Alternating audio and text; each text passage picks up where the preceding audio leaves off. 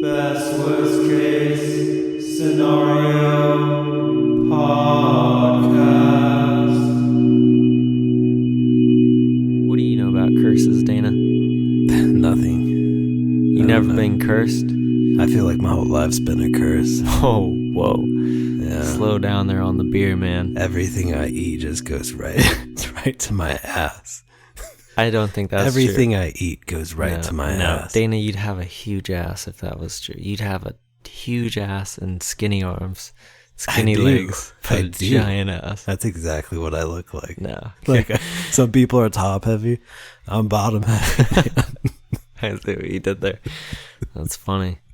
It's funny, but you don't have nearly as big of a butt as like that guy on Instagram.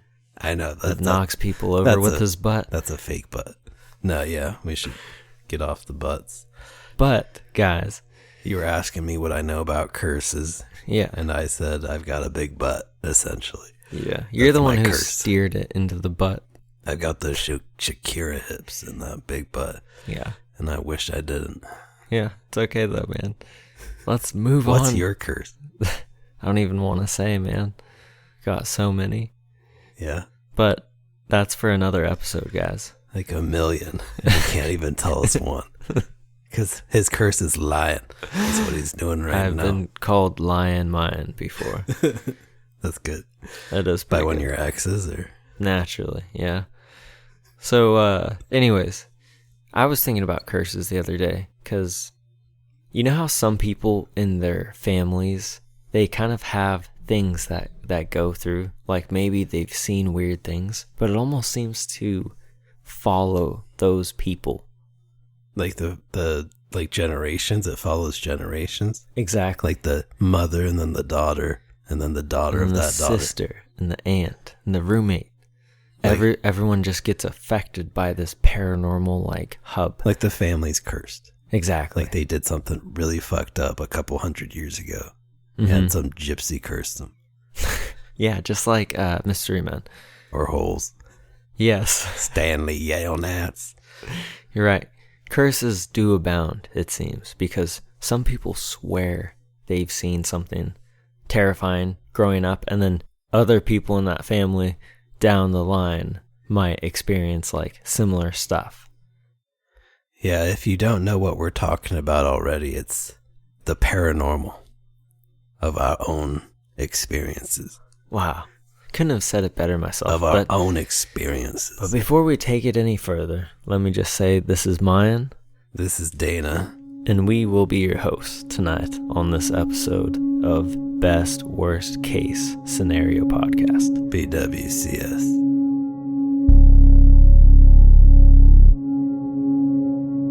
We don't want to be your host, but we will be, just for tonight. So, like, have you heard of Whitney Houston? Whitney Hugh? I'm sure. That's funny. Whitney Hugh? Yeah, I have heard of her. Okay, well, she's dead. And was she killed by the ring girl? No. Did she have 7 days? Nope. But get this. She died in her bathtub. What? Probably like drinking a bunch of and like taking pills or whatever. So she drowned in her bathtub. That's creepy. And a year later, her daughter died the same way. With pills? Yep, in the bathtub. So did they overdose? That's what people think, but a lot of people are like, no, they wouldn't, or her daughter wouldn't have done that. Like she wasn't like that, you know? So it's, you almost wonder how old do you know how old they both were? No idea. But you wonder if that was a curse. I actually learned this story from my coworker, Jess. Shout out to her. No, go check out her podcast, which is it's called Time to Chat, and it's a good one. If you're into psychology, if you're into food, I mean, who isn't into food? But it's like a deep dive into the structures and societal like conditioning that leads to certain foods becoming commonplace, and what those choices say about like how we live as a society and in our personal lives. Damn. You explained her podcast better than you could explain ours. Yeah. Why is that? I don't know. Because ours, we just talk about poo and puns. No, we don't. Shit. We're not that immature. I got the maturity of a 6-year-old who smokes. What? I don't know. You sound like a hardened 6-year-old who drinks whiskey and like does construction at 6 years old. Yep. Like he has to shave every day or he would have a giant mustache. Exactly. So, curses like that. Curses like deaths or apparitions. Generational. Maybe tragedy that follows people. Annoyances. Not curses. Annoying. They're fucking annoying. They are. In my life, I feel like I've been pretty lucky. Largely, like, I haven't had any crazy trauma. And yet, I've experienced a few things in my life that were, frankly, not of this world. That's where we cue the music, and that's the intro right there. That was. I feel like we should keep that in right there, what you just said, too. Cue that. Boom. Here comes the music. Boom. Like, keep it. Let's just keep everything in this time. Guys, you get to see the inner workings of our minds. It's like the underbelly of the beast. Yeah. The asshole of the world. We're really the bathroom graffiti of podcasts, but it's good. I like it. Hobgoblins. Yep. We're hideous if you look closely. We're just disguised as good-looking boys or children. Man, you're not doing us any favors, man. Just okay. Stop. let's rewind it back as if you just did the segue with the music. Dana, has anything ever happened to you that was so odd, so out of the blue, and maybe you had nothing else to compare it to, that you were like, does the world work the way I think it is? Well, most of that kind of stuff happened when I was younger. When I was a little child. Maybe a 5 or 6. I think, hold on. I had some notes. Are you looking at your notes about your childhood? Notes about myself. Wow, man. Because I don't trust my memory. So but you wrote that. So with your memory, you wrote that. No, I don't trust my memory. Right now, you mean? I mean to talk about my memories. Not right now. I mean, ever. Dana's saying he doesn't have the memory for those memories. Okay. I don't. And with that, continue. Also, we're both kind of high. My earliest memory was, it was around the Tooth Fairy time when I was like 5 or 6 years old. We were living somewhere in Oregon, maybe Salem, in this house that we were renting, and you must have been 1. Hell yeah, I was. I was a fucking badass 1-year-old. Year 1. I was doing shit. He was making shit. Smoking stuff and slapping girls around. Yeah. Because he's a pimp. So we were at this house in Salem, Oregon, and I had lost a tooth. And this was back when I believed in Santa Claus. Claus. Because I knocked it out, huh? You shut the fuck up. You're not Stewie. When I believed in Santa Claus, like Easter Bunny, kitty shit, stupid shit. The Tooth Fairy was one too. And so Mom told me to put it under my pillow. Your tooth? Yeah. Did you tell her though? What do you mean? Did you tell her that you lost a tooth and you were going to put it for the fairy? Yeah, she told me to put it under my pillow. Okay. Because I would get something. Just need the details. And I think I got $1. That's all I got was $1. But she did the best she could. This was that night? Yes, there was this night that I lost my tooth. I put it under my pillow. Then everybody went to sleep.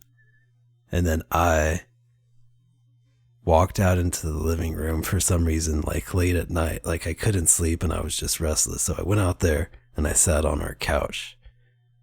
And I had some of my toys out on the ground. And I had this big kind of dump truck thing. And then also this weird black toy spider. This is how I sounded when I was 6 years old, too. You always had that voice. Yeah, always. Came out with chest hair. You did? No, so this black toy spider, which is battery powered, too. Like, it's got this little switch on the belly, and you could turn it on, and it would just start walking. Dude, I think I remember that toy. It would start walking, actually. and it had... Holy shit, I'm having a moment. I think it had red eyes, too. That it didn't look that scary, but... So I was sitting on the couch late at night by myself. Everyone was asleep. You, Sadie, and Mom. And to my right, like 10 feet away, was the spider. And it just started moving while I was on the couch, like out of the corner of my eye. And it started walking towards me. Did it make a noise? No. But it came to life, and it was like crawling at me. You could hear it like winding and stuff. No, not winding. Like, it was battery powered. Okay. So the switch, you have to turn it on for it to move. And so it just started crawling at me. And it's like it was turning too. Like it was... Going towards you? It was following me, kind of. Because I stood up. I was like, what the fuck? And I like panicked, and I grabbed my little dump truck thing that was next to me. It was like the size of a space heater, half the size of that. And I rolled it. I like rolled it at the spider crawling at me. How old were you? Like 5 or 6. I was 12 years old, 20 years old. This was yesterday, guys. Yeah. I rolled it at the spider, and then I ran down the hallway. I didn't even look back. Like, fuck. Throw something in the way. I was like, like, fuck this. And then I ran out of there. Yeah. It's like when people are being chased and they push over tables. Yeah. So how do I want to say this? I didn't wake anybody up, even though that happened. I just went back. I think I went to Mom's room, or I went back to bed. But there's an element of the story that's kind of creepy. I think it's already creepy. No. Actually, oh man, I'm getting chills just thinking about this. Which might have explained more to it. There was a trail of kisses from my bedroom to the living room when I woke up. Oh my God. They were chocolate, and the chocolate kisses. There's a trail. Dana. Are you telling me you were stupid enough, even at 5, to follow a trail of kisses at night out of your fucking bedroom? Fat kid can't say no. Oh my gosh, that's terrible. Chubby man. Who did that? I don't know. Well, I thought Mom did it when I followed it out there, but I had never questioned her about it because I always thought she did it. But thinking about it now and talking about the story, it's kind of creepy that it led me into the living room and then it stopped. And that's where I was sitting on the couch, kind of like looking at my chocolate and having some chocolate. And then the spider is coming to fucking get me, man. Damn. And then you threw dump truck and ran. Yeah, I didn't see that coming. And then I went to sleep. Jeez, just all in a night. In a chocolate coma. Just all in a chocolatey night for Dana. Man. God. It's weird. That's weird. The chocolate kiss trail's almost weirder than the spider movie. Like, why would Mom do that? Because I did find money under my pillow. Well, this is what I'm thinking. I'm thinking, because this is the way I work, guys. I like to believe in all this stuff, but I always like to find plausible solutions too. He's a skeptic. I'm a skeptic, but He's boring. I'm also a believer.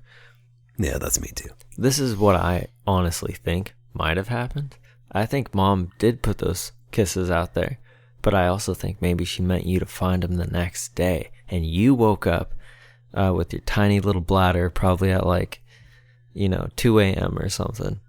But you got up, you saw those kisses then, but still... Fat kid activated. Still, even with that, the timing and the mechanism of the spider seems really odd. Yeah, I want to say it was like at 11 or 12 at night. And you know what else I find particularly interesting about that story? You had this happen the night that you believed a tooth fairy, a supernatural being, was going to come and give you $1. And that is so big because the story that I'm going to tell is the exact same thing. What? Yeah. Get out of town. So I think that we as people imbue things with our thoughts. I like that word. Imbue. Reminds me of Diablo 2. I think that the things we associate with a given place or object or time have effects. Like ripples. Exactly. I think they have an outward effect on our environment, and there are studies or scientific experiments where they've proven that depending on someone observing something, it will literally change the thing that we're observing. It's called the observer effect. Kind of like how atoms change when you try to test them. Exactly. So we can change things from a light wave, or waves and particles, or something like So that. how does this apply to your story, or is this my story that you're commenting on? That's my story. Okay. But I think we should go back. After I tell the story, you should tell me another one. Back to the scene. We'll Okay. just switch back and forth. Okay. Let's fast forward. Yeah, this is mine's time to shine. Let's fast forward to when I was a wee older of a lad. What? Because I was... We older than you are now? No. I'm Benjamin. He's telling us ghost stories from the future. This is like a new genre. When I was 50 years old. Okay. This would have been like 9 years after the spider incident. I was about 10. We were living in this apartment complex, and bordering this complex was this biggest forest that was just like sprawling across. I think now it's like all developed and stuff, but it used to be massive. So we had this giant forest there, right? And oftentimes as a kid, the only thing to do would be to play in that forest. So I'd climb a lot of trees, I'd like look for frogs. Have sword stick fights. We'd have sword fights. I was Darth Maul with my doubles. I had a thick one. Sided I had a short, thick you had one. a thick one? That's what she said. Short, thick Actually, stick, that's not yeah. what she said. So we'd be playing out there, and there was this one day I was playing with my friend. It was me and him. There was a tire swing in this huge tree, and I looked over at the tire swing and I saw a little girl standing behind it. And I looked for a second, and it was so brief that I wasn't sure I saw it. And what she looked like is she had long blonde hair, she had overalls on, and a white shirt underneath. And I still to this day kind of remember, even though it was brief, just like the general of what she looked like. Wait, so what was she wearing? Overalls, a white shirt, and she had long blonde hair, and she was young. She was maybe like 6 years old. And she disappeared. I did like a double take, and I looked back, and she was gone. Behind the tires. Right, but the weirder thing is I turned to my friend and I was like, dude, that was weird. I think I just saw something. And he was like, oh, I did too. And I was like, yeah, right, what did you see? And he goes, I saw a little girl with blonde hair and like blue overalls. That's what he said. He might have missed the overalls, but he was like, I saw a little blonde girl. And I looked at him and I was like, holy shit. That means we literally saw the same thing. Wow. That's it. But that's the beginning of the story. It gets way weirder than that. In the woods? After. So The same day? this is right after. You guys were you guys playing on the tire swing? No, we were kind of far away from it. Like maybe like 200 yards It's away. like hanging off of that giant tree, right? Way Yeah. back there. It's kind of It was the biggest tree there. It's a weird spot. That tree is probably at least like 100 to 200 years old. But So it gets crazier. so after this happens, I turned to my friend and I said, let's give her a name. And I was like, let's call her Sarah. So when we were in the woods for the rest of that day, we were referring to Sarah, who we pretended was kind of like invisible. We couldn't see her, but You're playing with an imaginary we friend. would play with an imaginary friend. Yeah, That's not creepy. it was a little bit weird. You guys are weird. But after we were done playing in the woods, I was like, oh, do you want to go to my house? And my friend was like, yeah. And then I turned to him and I was like, should we ask if Sarah wants to? So we said out loud, we invited Sarah. I said, like, you can come to my house and hang out with us. So we get to my house. We walk inside, and keep in mind, we're still playing this game. Even then. What is the game? The game is that Sarah's there. That's the game. Yeah. It sounds like you guys are trying to pick up on a chick. No, It just was fun. Cool. So we get into my house and we sit down in the living room and I turn to a seat. There was like a chair, but it had a pile of laundry on top of it, like towels. Folded? Not folded, just like a mess of towels, right? What that's like. So it was on top of this wooden chair. And as we were sitting there, I said, "Oh, Sarah, you can sit down there." And my friend and I were looking at it, and I shit you not, this pile of laundry flattened down in a second, as if someone plopped their full weight onto this pile of laundry. I saw it sink. That's creepy. And then you guys ran out of there screaming, or you're like, "Yay, Sarah's here." No, Woo. I think after my friend and I looked at each other, we realized that this was not just pretend. You thought it was a pretend game. We don't know what that was. So like that could have been anything, but it was something, right? That I had invited into our home. But likely it was Sarah. Not likely. I don't Maybe know. Sarah was a demon. Could have with been. blonde hair. Yeah. So that's like one of mine that for that experience alone, that's why I believe in a lot of stuff, is because I've seen something that made absolute zero sense with my eyes in broad daylight with another person. Yeah, well, the place you're talking about used to be called Camp Prairie Apartments. And we used to live there when we were younger I was like 8 when we moved there. And then I think we moved out when I was like 14 or 15. So we were there for a while. But while we were there, we lived in 2 units. The first one was a little smaller. It was like a 2-bedroom, 1-story. And the back door was up against the woods that you're talking about. Mm-hmm. And so inevitably we would play out there in that area. And it was like the edge of the apartments. Like that woods there wasn't part of the apartments, but it was where a lot of kids would go to play. It was like an easy place to get kidnapped. So the first apartment, we had some weird stuff happen in there.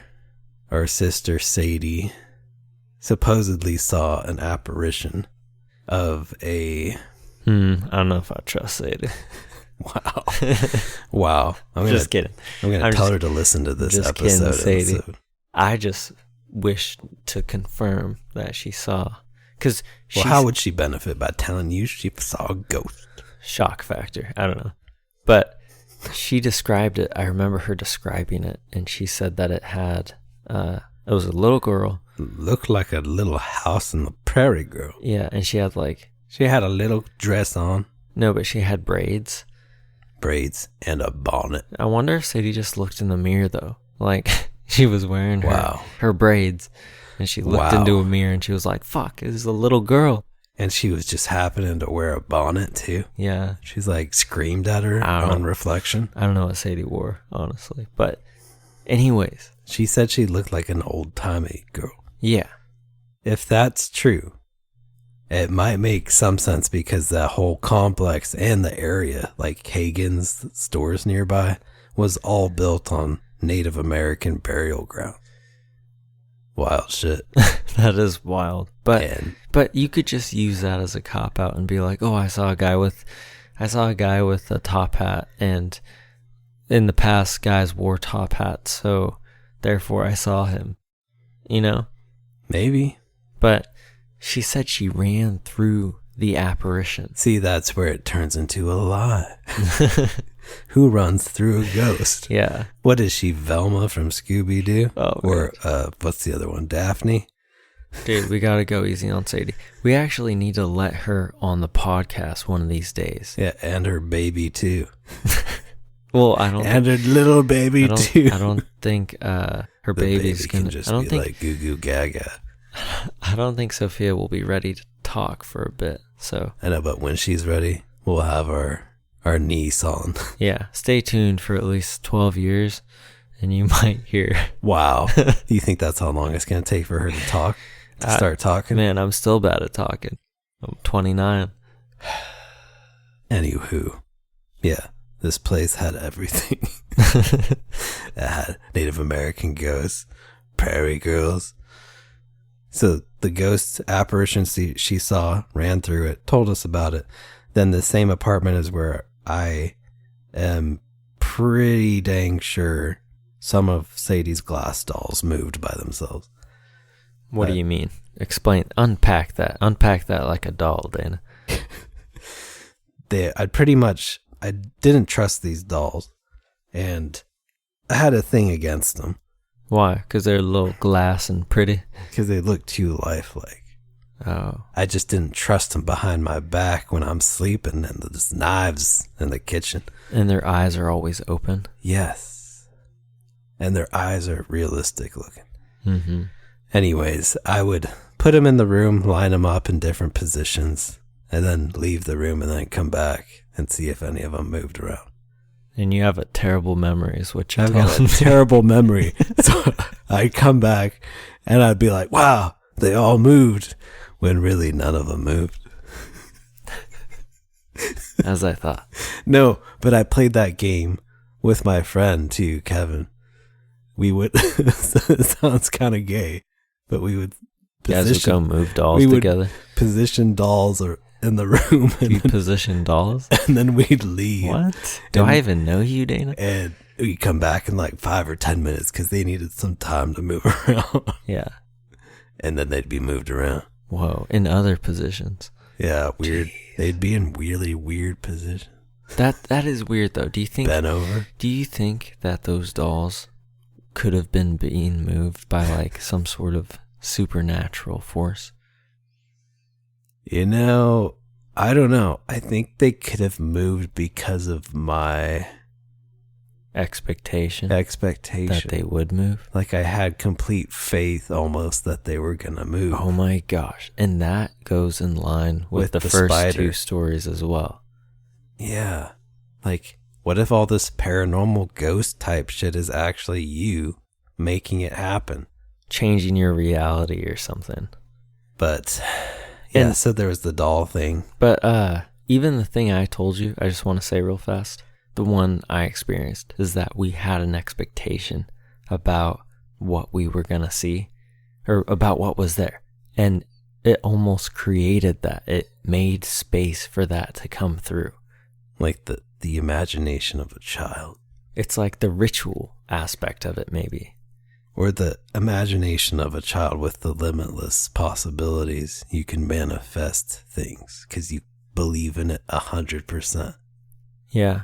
It's like Peter Pan, you know, you're eating your food, your imaginary mashed potatoes, and then all of a sudden you're eating the real things. The real taters. The real taters. Huh. So the dolls did that experiment.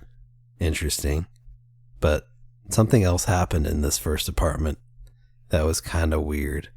We had a cat in this place called Lucy, and she was a real bitch. She was terrible. She was my least favorite cat. She was a real POS.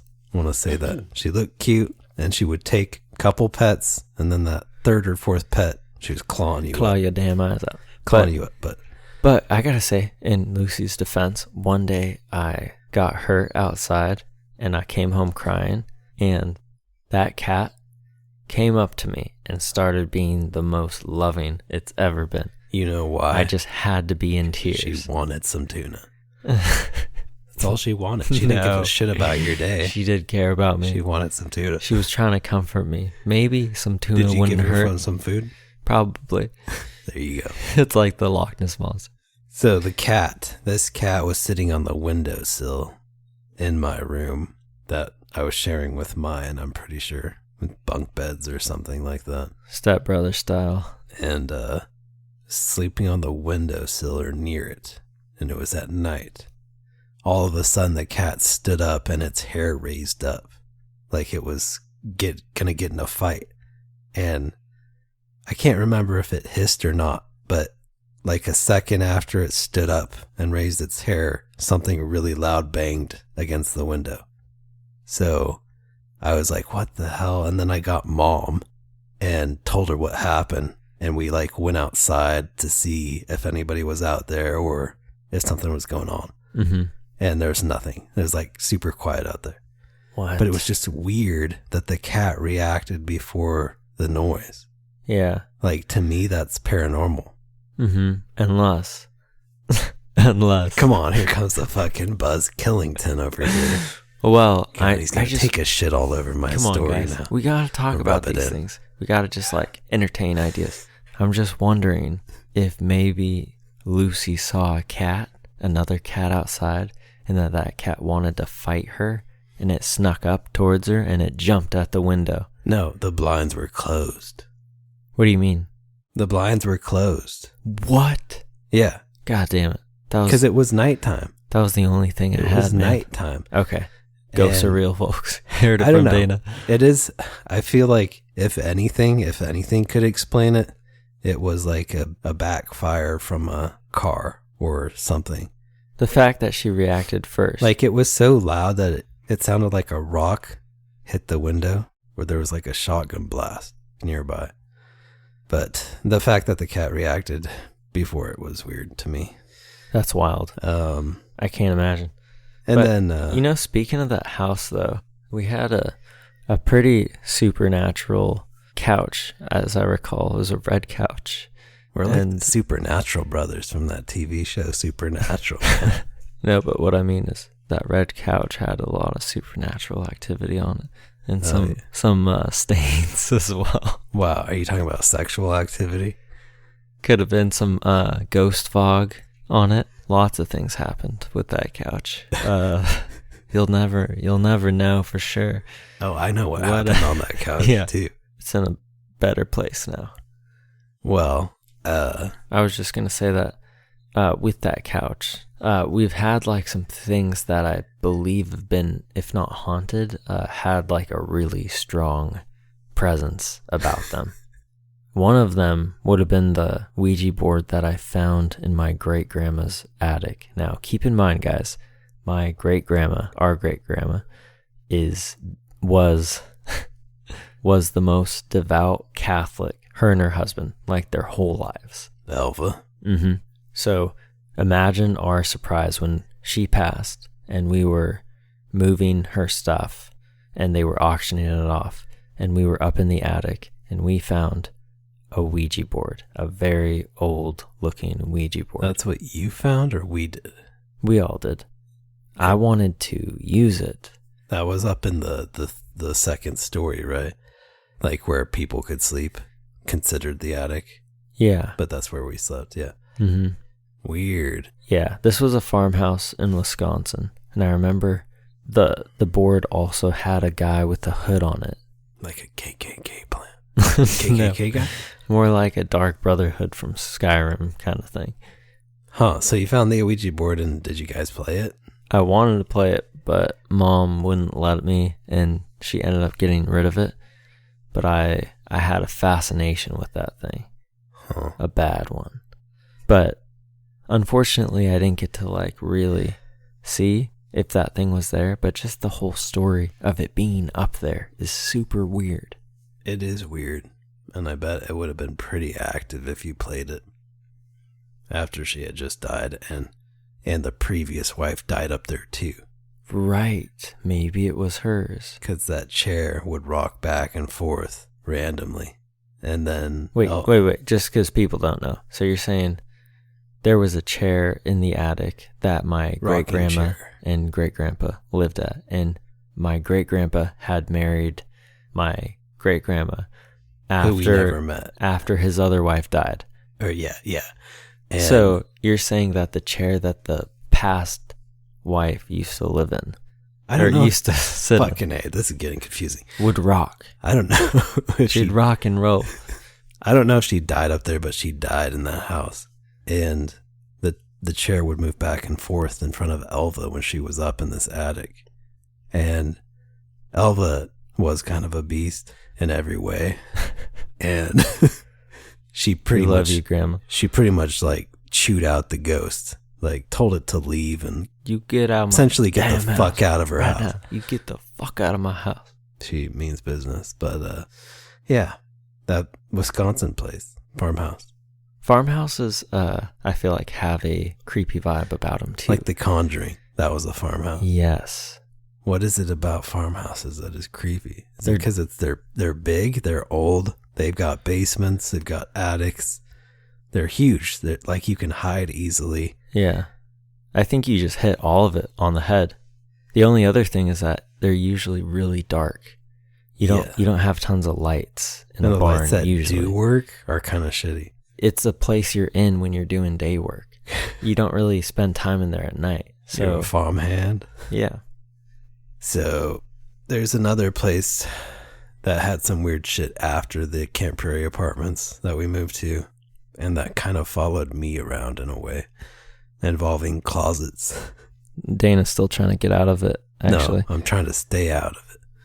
When I was like between 15 and, 17 years old, we got this duplex in Arlington, and it had a master bedroom that had a closet in there. Oh man, I remember this place. And it's fucking terrifying. It was 2 stories. It was a huge duplex. And there was something weird about the closet that I avoided at all costs. And our mom would sleep in this master bedroom that has a closet and a bathroom or whatever. But sometimes we'd use the bathroom if the other one was being used. So you'd have to walk past the closet, and it was just always really dark. You know what the problem with that closet was? As soon as you walked through the bedroom door, it was right to your left. So it was always in the peripheral of your vision every time you walked in and out of that place. And it was so big and dark that it was like this gaping hole, like looking at you. That's what it was. It was a gaping hole with a lot of dark energy. But aside from that creepy ass closet, which actually there's another place right after that. Well, I got something first, actually, if you pause there. So because it's on the outskirts of your vision, I think this closet represents a liminal space. And if you guys have ever seen the documentary Hellier, they talk a lot about this, and I think there's something there. The things in your periphery. Right. So liminal spaces represent spaces in between things. So like certain roads or bridges, or it could even not be a physical place. It could be like a representation of something that is in between things. That's what a liminal space is. It's the undefined no man's land between two things. And they believe in Hellier that because these places occupy these zones of being undefined, they're more effective at bringing in otherworldly things and supernatural occurrences like UFOs, like ghosts, like Bigfoot. In your peripheral vision, that's where they are. Where as soon as you look, it's gone. But you can see it out of the corner of your eye. That's creepy. Yeah. Whew. So that's an example of a place that just gives you a bad vibe for whatever reason that you can't quite pin down. Yeah, that's what I felt like with this closet in the master bedroom. And then the place we moved to after that had a closet too. It was also a duplex in Marysville, and it was a bigger place. But the closet in there felt worse to me. And it was just like this dark energy that I didn't feel comfortable being in the house or being up there by myself when the house was empty. Like I'd have to be downstairs. Mm-hmm. Because it just felt heavy. But the previous duplex, when I was home alone playing video games downstairs, there was a few times where I was by myself or with a friend, and we'd hear like a thud upstairs or like walking around, and then it would stop. And we'd like look at each other or just stare at the ceiling because we knew we were the only ones there. And it was really off-putting. Wait, but wasn't that the house that our neighbors lived across from us? Like, it was like a duplex? Yeah. So but no. It wasn't on that side. It was on the far side. There was nobody next to us where we heard the thud. Oh my gosh. Like It up was- in Mom's room, like right above. right above where the closet was. It was like a thud. And walking around, and it was like, shit, should I leave the house? Should I go? And then I'd keep playing video games because I was addicted. I was like, who cares? That's If the someone's power in here stealing shit, The I will. power of addiction. You play your games even if people are stealing your stuff.